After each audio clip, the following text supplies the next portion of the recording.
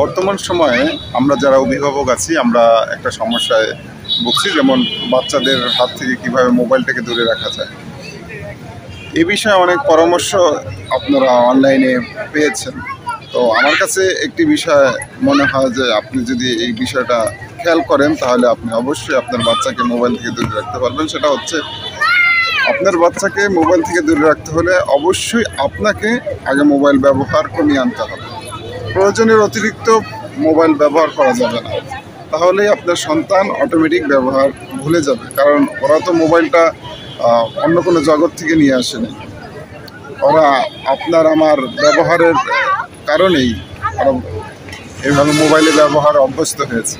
সেক্ষেত্রে আমরা কিন্তু মোবাইল ব্যবহারটা সতর্কতার সাথে করতে পারি, বেশি ব্যবহার না করি, প্রয়োজনে অতিরিক্ত ব্যবহার না করি, যতটুকু প্রয়োজন ঠিক ততটুকুর বাইরে যেন না করি।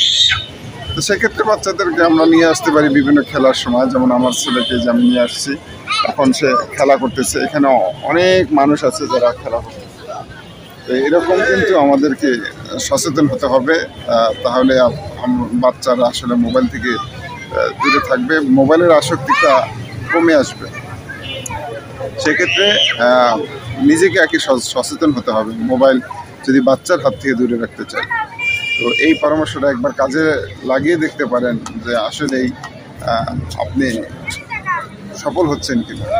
অনেক বাচ্চারা তার অভিভাবক বাচ্চাদেরকে নিয়ে আসতেছে খেলাধুলা করার জন্য।